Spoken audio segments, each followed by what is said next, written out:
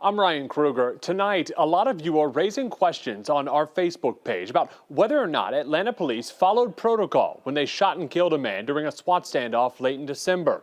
34-year-old Altman Hall died just yesterday from his injuries. He'd been in the hospital for almost 2 weeks. We're showing you a mugshot from a 2015 battery arrest. Police say back on December 28th, Hall broke into a home on Linkwood Road in Northwest Atlanta. I'm told the people who live in that house had taken out a restraining order against him. Police say Hall claimed to have a gun and that he threatened to shoot at police officers. When he stepped outside, one officer fired a single round, striking Hall in the abdomen. A later search found he did not, in fact, have a gun. Activists immediately called for that officer to be fired and charged. Tonight, I spoke with former Nashville police officer Vincent Hill about what might have been going through the minds of those officers at the time.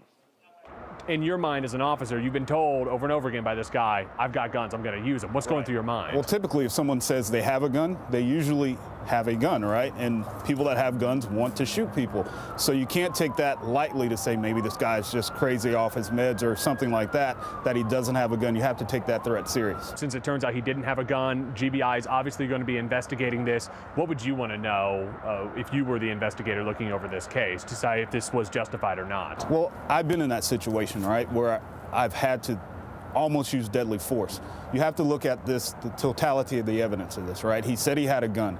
I would love to see the body cam, if there is body cam, to say, did he make any furtive movements to make that officer believe that he was reaching for a gun, right? The officer's already thinking, this guy has a gun.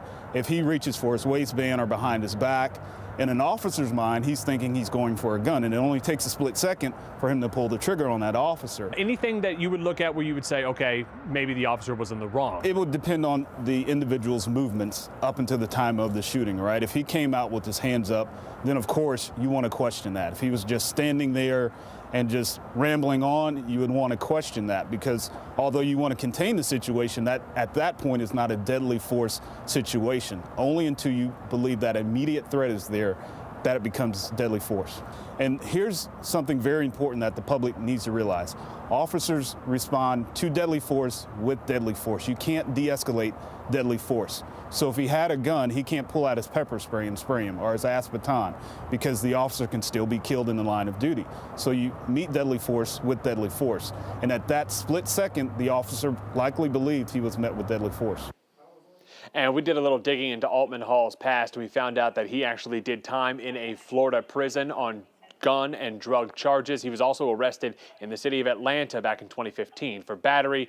The GBI continues to investigate this shooting. Jeff? Ryan, thanks. Tonight calls for justice in another law.